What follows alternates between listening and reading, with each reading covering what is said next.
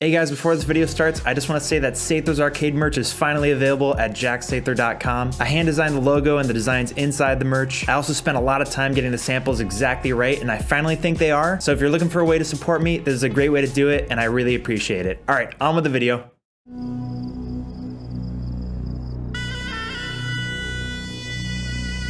Hey, how's it going? Welcome to hell. Just getting around. This is my shed, okay? Which now looks like I worship Satan on the weekends, which I don't. It's just something a little autistic I came up with. I remember one of the first video games I ever played was Lord of the Rings 2 Towers on my Game Boy Advance. And no, I wasn't some rich punk kid, so I didn't have a worm light. I could only play the game when the sun was available. I remember falling in love with this game and immediately being drawn to the ARPG genre. Running around from an isometric perspective, battling enemies and looting their items, seeing what kind of maggoty bread they've been eating for 3 stinking days. I couldn't imagine slicing down orcs on a portable device as my favorite Tolkien characters could be any more fun. But little did I know that I would eventually be able to play a game just like that. Hell, what was that? Photo. Little did I know that one day I'll be able to play a similar game like that, but this time with 3D characters on a device that actually lit up when it was powered on. That game was Dungeon Siege Throne of Agony on my PSP. You could play as this absolute unit and just decimate the lands of Arana on your way to kill the Black Druid. It's just his name, it's not like a race thing. I became truly obsessed with this game, playing it anywhere I could, in bed, in the car, on the can, and that's exactly what happened to me again many years down the road when I finally got my hands on Diablo 3. Admittedly, this is my first Diablo game, and I had heard about Diablo 1 and 2 growing up, but I was a good Christian boy from northern Florida, so there was no way I was gonna get a game titled The Devil past my parents. I think I did try to convince my mom to let me play it at some point. Like, Mom, no, you don't play as the devil, you're trying to kill him. He's the bad guy, remember? Genesis 3:15, he's gonna try to strike the heel, Jesus will crush his skull. I'm trying to be more like Christ here. Quick commercial break for our friends over at Bespoke Post. Thank you to Bespoke for sponsoring this video and supporting my channel. Bespoke Post is a monthly membership club that delivers you a box of awesome, top shelf goods from under the radar brands every month. It's free to join, you can skip a month and cancel at any time. Every month they introduce their members to cool new products like outdoor gear, clothing, home and kitchen goods, and more. They actually sent me 3 boxes. The box smells really good for some reason. The first one I have opened up actually, it's the Terra knife, and I actually used it as a prop in the background. But this thing is sweet, man. It's like extremely high quality. So it's like an outdoor utility knife. It's got like a curve, so it's almost like a shovel. It's got a serrated edge. It's got an incredibly sharp, smooth edge. And you got this thing for, you know, every box of awesome has around $70 worth of goods inside, but costs you only a fraction of the value. Oh, this is what smells so good. Woo! Look at that. My own little piece of charcoal. No, it's soap. It's soap. Dude, that is what smells so good. By the way, 90% of the products come from small brands, many of which are based right here in the US, including the people that made the Terra, made by Bare Bones in Salt Lake City. And there's one more thing in here, the bird collar, which will attract whatever songbirds are around to come out and sing. I'm probably 100% gonna give this to my dad because he is a bird nerd. Is that bird in here? This knife is gonna be so useful for any outdoor activities or opening up boxes. Oh, nice, this is the Smile Kit. The Quip toothbrush. I'm actually gonna use this right now. Because currently, I've been using one of my girlfriend's backup toothbrushes. What's cool is every month they'll assign a box of awesome to you, and before it sends to you, you'll be able to preview the items inside of it, so you can decide if you wanna keep it, swap it out for a different box, or skip that month entirely at no charge. You only pay for what you want. Thanks, Bespoke. To get 20% off your first box of awesome, click the link in my description and use my code JSather20 at checkout. Or go to bespokepost.com/JSather20. Thank you to Bespoke for sponsoring this video, and back to Diablo. In Diablo 3, I played as the Barbarian and instantly got hooked to the game. I really loved how it didn't restrict you with like ammo types or one-time scrolls. The game is just an onslaught of enemies coming at you wave after wave as your character mows them down. Class building just really gelled with me. I liked unlocking new abilities and seeing what worked together. But eventually I beat the game, did a little bit of the end game, tried a couple of the different characters like the Wizard and attacking the power of Juju, but eventually the game's hype just kind of died down for me. And to be fair, I had come to Diablo 3 fairly late in the game. DLC was already out, my friends had thousands of Paragon levels and were tiered up in gear. One of my friends, Colton, even tried to power level me at some point, and I can't tell you a more boring video game experience than just following somebody having the time of their life, destroying hordes of enemies while you just slowly walk behind them. I figured, let's just put Diablo 3 to rest for now, but I am sold. I'll hop on strong when the next Diablo game comes out. I'm sure it's right around the corner. From the first Diablo 4 gameplay I saw, I was very impressed. From the graphics, to the characters, to the gothic, gory, open world gameplay, I was fully stoked. And then Diablo Immortal came out. and I became fully scared. Will Diablo 4 also be plagued by the malice of modern-day gaming microtransactions? Well, it's a Blizzard game, so yeah, of course, but we'll get to that later. I've realized over the years, I play certain games differently. Some games need my full attention because of like a great story, like The Last of Us. Some I want to lock myself in a dark room and become immersed into the world, like with Red Dead Redemption 2. And there's some games that I play where I just want to absolutely shut my brain off while listening to a podcast on quantum mechanics and retain zero information. And that's what I was expecting Diablo 4 to be for me. And on June 1st, it finally came out and we were off to the races. I really wanted to be a werebear druid, but everybody during the beta was saying that the necromancer does 4,000 damage per second and the druid does 4 damage an hour. But I said, screw it, let's just hope that they buffed him. I just needed those fleshy meat shape-shifting animations in the game. They just look so good. Right off the bat, I was a little underwhelmed by the customization in the game, like only 4 faces per character and 11 haircuts. And no good ponytails. Like look at this Walmart Dothraki braid the sorcerer has. And while we're talking about him, his early game gear just looks like a funky ant. But I will say the graphics and detail of the characters is nothing to scoff at. Got veins in his calves.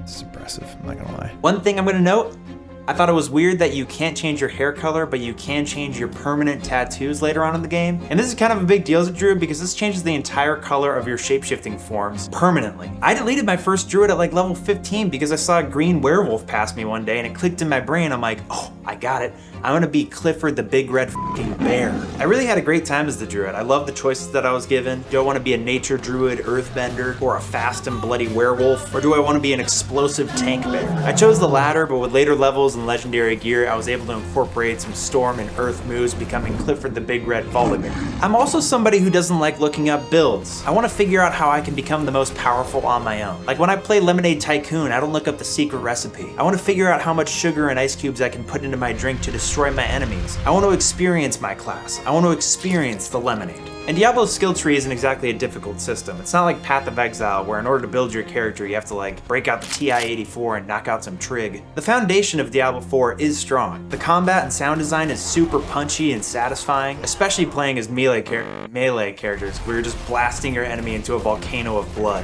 One day I was waking up my computer with the spacebar, and audio from a gameplay footage I had up was playing, and this is what it sounded like. Like, I don't think they could have captured a better sound of slaughtering hell. Great band name, by the way. The animations of the game are top tier. The visual effects, for the most part, are good. There's some weird ones, like when I base boost the earth with my barbarian. The world and the level design are beautiful. Also paired with the lighting, like anytime you're near magma, it just looks gorgeous. And the physics of your clothes and the physics of bashing apart your enemies is just a visual delight. Except for that, like, one time that I split a polar bear in half. That was not my intention, nor am I proud of it. Sorry, buddy. My first playthrough, I tried to play the game as organically as possible. So I was doing the story, but I was doing a ton of cellars and dungeons in between until I realized that there was like 2 million of them. I thought the story was aight, but I will say the voice acting is incredible. I love Loras' voice actor. Hand me that bottle. He's clearly on a diet of cigarette butts and gravel. Donan and his son were maybe the only parts of the story that I actually felt connected to, because it was one of the only things that was fairly easy to follow. The rest of the characters I just didn't really latch onto. Like the explorer girl's story that travels with you. Like, I forgot her name multiple times. Like, I didn't care about her crazy mom and her love for cow pies. Like, she's clearly nuts. Just move aside so I can kill your mom already. And moments like when this Vigo character died, I feel like that was supposed to tug at your heartstrings a bit, but I feel like that completely missed me because I forgot where he went and I forgot who he was in general. And I thought about this a lot, and I wonder if the reason why I felt more connected to Donan was because we got more visual face time with him and all those cinematics that he was a part of. Like, we only see Nyrel's face a couple times in the in-game cinematics for a few seconds the entire game. And I think in general, faster paced ARPGs like this make it harder to connect with characters because you're just staring at the top of their heads the entire game. I don't know, would you guys feel as connected to me if I told you my love for video games from here the whole time and you never saw my piercing glacier blue eyes? I'm not sure if there's a proper solution to this besides more in-game cinematics like Baldur's Gate 3, but that's also kind of a pain point in Diablo. Whenever a cinematic starts, I'm just like, all right, guess I'm gonna have to watch Lilith slowly walk around this room for a while. An idea that I had that might have worked and might have been fun for an artist would be to make character portraits for every time a character speaks dialogue like the way they do in Fire Emblem, where I can actually put a face to the character and experience some of their emotions. Now let's talk bosses. Pretty underwhelming. Like a lot of them, I didn't even realize they were bosses, like Minsa and Uznu and Bonbon. I just made up that last one. Most of the bosses have very simple mechanics that you can dodge with barely thinking, and I was surprised where the team didn't flex their creativity, like with Astaroth. Like, wasn't that pretty teed up to be a two-part battle? One with him on the Hound, one with him on foot with a different moveset, but nope, you just kill him and the Hound at the same time. Now, there was definitely a cool build-up to that fight, but I'm also surprised that some of the coolest bosses you fight in the game have zero to no introduction. Like, visually, my favorite boss in the game was Andariel, who you fight in the desert. She's that giant grudge girl on a yoke, and I have zero clue who she is, where she came from, or why I was fighting her. I played on World Tier 2, which is the max difficulty you can do the entire campaign, and I only died to like 2 bosses the entire game. One was the Den Mother, which was my first actual difficult challenge, and the second one was like falling off the stage to Lilith. So my biggest challenges were a werewolf and gravity. Overall, I can't deny myself that I had a great time playing Diablo 4 the first playthrough. That's not including a lot of the endgame and stuff like that. I'm just saying the campaign and a little bit after. I had a good time, and I think it earned my money for that reason. But after I beat the game the first time, which probably in general was about 2 weeks, I put the game down and didn't play it again. 2 weeks was a bummer for me, because I had been waiting years for this game. We waited years for this game. Like, I definitely didn't hate the game, but it didn't sink its teeth into me and suck out my blood and offer it to Queen Lilith and toss my lifeless corpse aside the way I wanted it to. I even had like a weird moment of self-realization while playing the game before putting it down, where I'd completed the capstone dungeon, which was a breeze for me because I was over-leveled because I spent too much time in the campaign. I had done a few hell tides to get legendaries, killed a couple extremely easy world bosses with random people I'll never see again, participated in Gathering Legions, which was a hectic free-for-all, completed some actually fun nightmare dungeons, and did some favors for the Tree of Whispers. And one day I was leaving Kivashed, the main city, going to another nightmare dungeon, and stopped in my tracks and said out loud, I think I got it.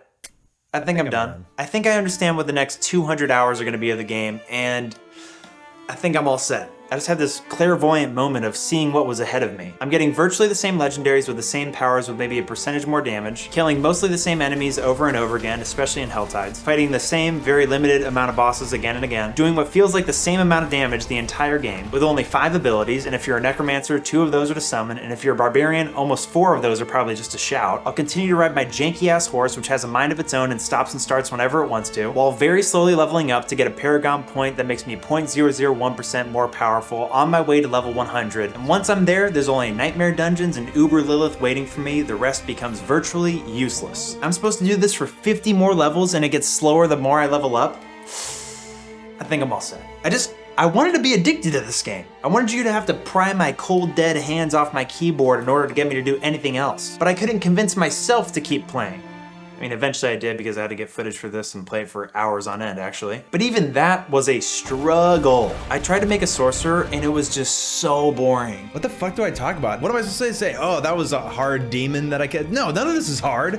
I can't talk about anything. There's no strategy here. I'm just mowing through people. And then I tried the Necromancer, and it was just like the same feeling. And then I tried a Barbarian, and things finally snapped into a marginal state of fun again because of the satisfying melee combat. I beat the entire campaign again in Season 1. I know that you can skip the campaign, but I wanted to get the footage. My favorite part of the endgame was the Nightmare Dungeons and building your own sigils to level them up. And I did have fun fighting an actually difficult challenge, but even that fun kind of died out pretty quick because I was dying to a lot of stupid reasons. I'll get to that in a second. And just to the overall repetitiveness, I gave up again. Now, I can't anecdotally speak about levels 80 to 100 of the endgame, but I have watched an ungodly amount of Diablo videos and read so many Reddits that are just slam dunking on Diablo 4, and some that give it the benefit of the doubt, and some that just straight up praise all aspects of the game. Also, the Diablo 4 Reddit is hilarious. It is an absolute war between the most pissed off, unsatisfied min-maxers versus an army of 35-year-old dads that have only a couple hours a day to play a video game because they're too busy with the responsibilities and touching grass and banging their wives,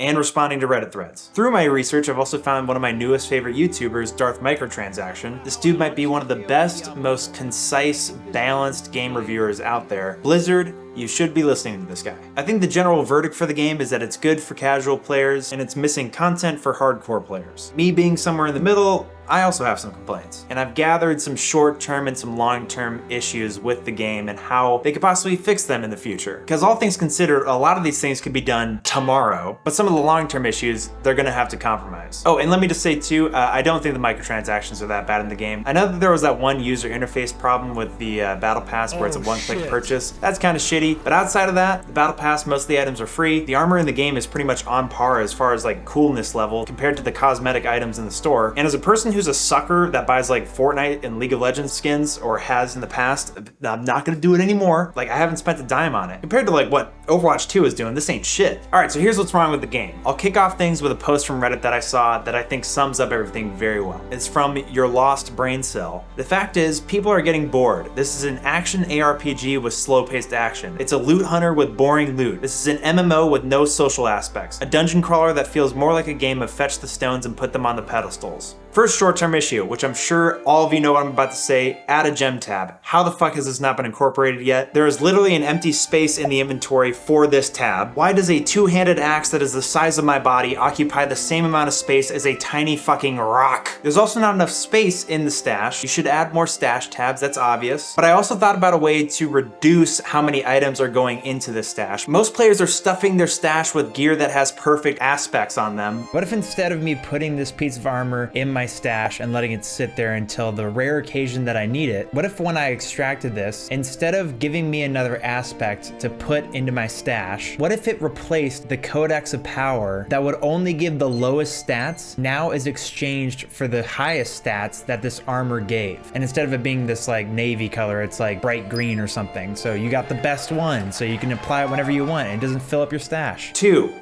Quick fixes to user interface. There should be a search tab in your stash. You should be able to sort loot by price or item level, not just in its selected genre. And add the ability to mark loot to keep and not to mark for junk. You sell or dismantle everything in your inventory when you get back home. Who is marking their junk? It seems so backwards to me. 4 is dungeon affixes, which I gotta give the team credit, they are rapidly fixing. They took out cold affixes for a little bit, they decreased its effect on your character, and they decreased the damage of exploding corpses. But there is still some annoying things like how powerful corpse bows are and how they off-screen kill you quite often. 4 is balancing issues. Right now there's a ton of sorry, there's a bug on my hand. Right now, vulnerability and critical damage and critical strike chance are like the only things that matter. Like the rest is just irrelevant, so nobody's making builds outside of them. 5, I haven't read anything about this, but I clip everywhere. As somebody that plays a barbarian, I clip into walls constantly. I constantly am not attacking enemies that are pushed into walls after I charge into them. 6, zoom out the damn camera. I know that you guys are talking about all these technical problems. When we go to the Whispering Tree, the camera zooms out, nothing around the world changes,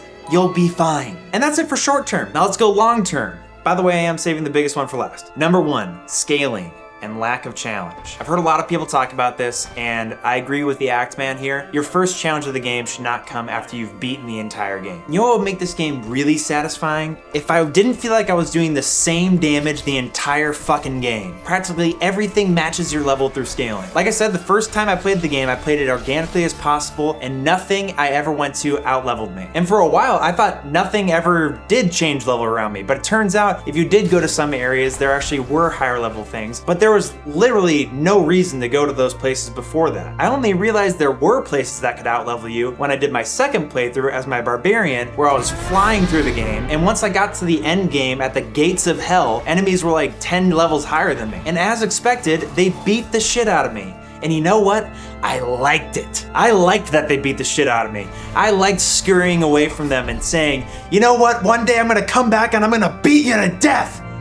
And I did. I went away, I leveled up, I got some great new gear that changed my playstyle, and I came back and absolutely decimated them. And then the game became a breeze again. The second long-term issue is the stats. They are fucking boring. Types of damage to certain types of crowd control is lame and boring, especially when it's like 2% more damage to slowed enemies when it's a Tuesday and it's overcast. It's so specific. Bring it back to something more simple, make it more satisfying when you get a new item with a new stat, but you have to gonna fucking rework the entire game because you guys have already dug yourselves into this hole. I am sorry to the team on that, but that is the situation that you're in. Number 3, this is something I can talk for days on. Lag, lag, lag. Offline mode, add it. I did not give one single fuck about the social dynamics of this MMO game. Not one. I don't care about any of these people. I don't care about showing off my gear or looking at anybody cool. It's so dark, I can barely see anybody's characters anyway. I can't tell who's doing what damage, especially when there's effects going on, like the fucking corpse explosion from the Necromancer that blocks my entire screen when we're doing any sort of group project together. 99% of my playthrough was completely single player. I can't play this offline.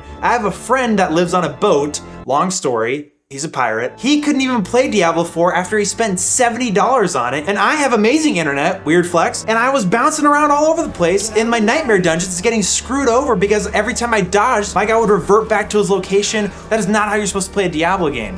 Diablo demands specific precision in moments when most of the things in these top tier nightmare dungeons can one-shot you. The main reason why I'm dying in nightmare dungeons is because your game is fucking lagging. Okay? And the last thing I'll talk about, the last problem about Diablo 4 is that you guys are lacking endgame content. I would disagree with the game being called unfinished, but there definitely wasn't enough brought into the endgame.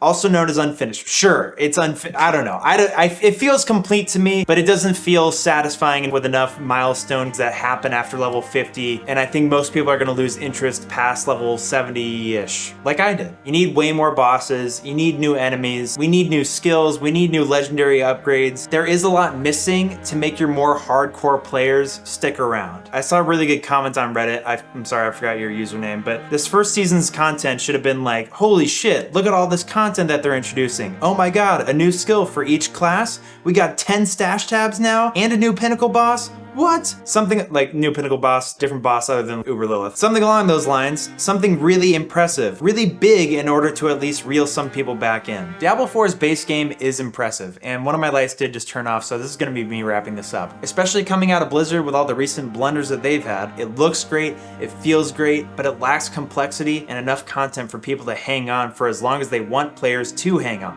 I grew up on Blizzard games, and there's a weird small part of me that really wants to see them turn their whole studio around, and I will be cheering them on from the shadows, away from their game, and not in their player base, because I am officially done with Diablo. I said the thing, he said the thing, the title. Thank you for watching. I am so sweaty. It is 125 degrees in this room. Thank you for watching my videos, as always, and see you in hell.